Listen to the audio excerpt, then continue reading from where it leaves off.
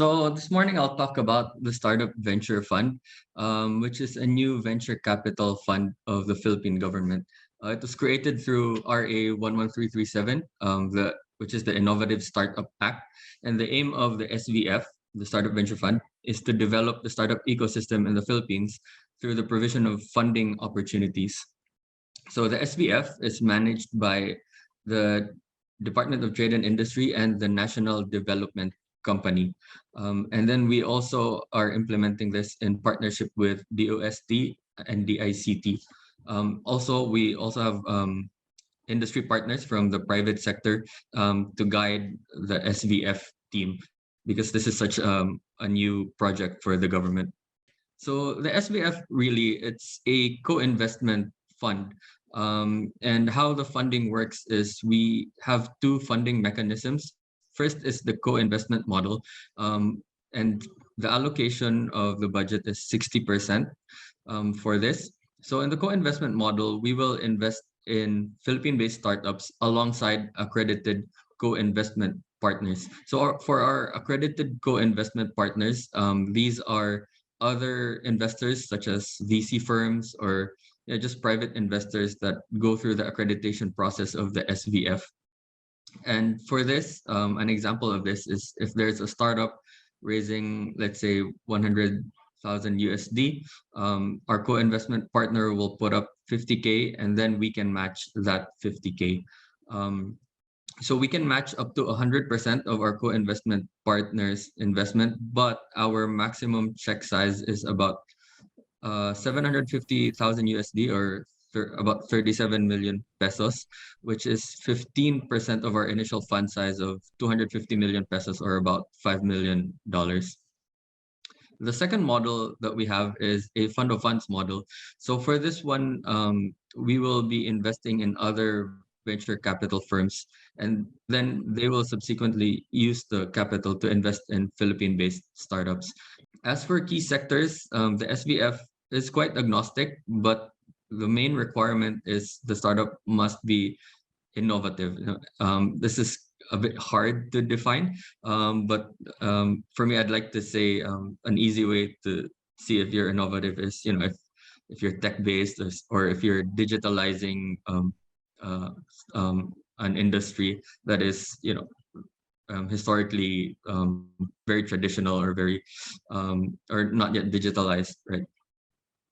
We do have some priority areas, which are sectors that have developmental component. NDC being the National Development Company does want to support startups that help the Philippine economy in terms of these areas such as agri-tech, ed-tech, fintech as well. There are also other priority sectors, but off the top of my head, those are the ones that I can think of.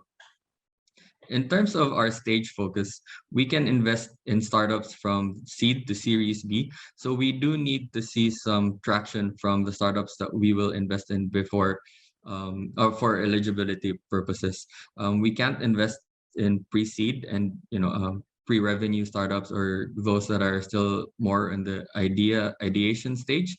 I believe these are covered by the other funding programs of the government, and we structured the SVF as such so there won't be any overlap with other government funding programs. Right? We want the SVF to be complementary to other programs that we already have. So eligibility, as I mentioned, the startup needs to have an innovative business model, process, or product. The startup must be based and registered in the Philippines, and the startup should not have any pending accountabilities with DTI, DOST, and DICT. They also must declare all funding received from government agencies or government-owned and controlled corporations. So for our investment process, we try to do our process similar to how other VC firms do it, right? So first we'll have a screening and eligibility check. So when we meet a startup for an initial pitch, they'll send us a pitch deck. We'll talk to the management team, and then we'll see if it meets all eligibility requirements. If it does, we will send them a list of requirements for due diligence, where we will begin that and our evaluation.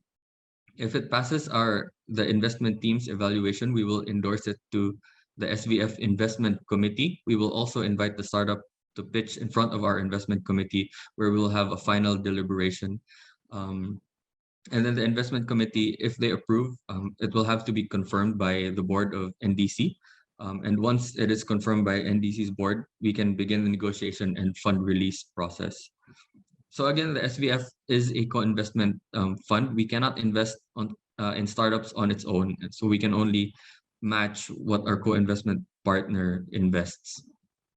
And some benefits of the SVF. So obviously financing is one, but some non-financial value add that we can provide is mentorship and capacity building through other startup development programs, especially of the other government agencies, because we work quite closely with them. We can be that bridge between the startups that we invest in and the other government agencies. So that's pretty much an overview of the Startup Venture Fund. Thank you.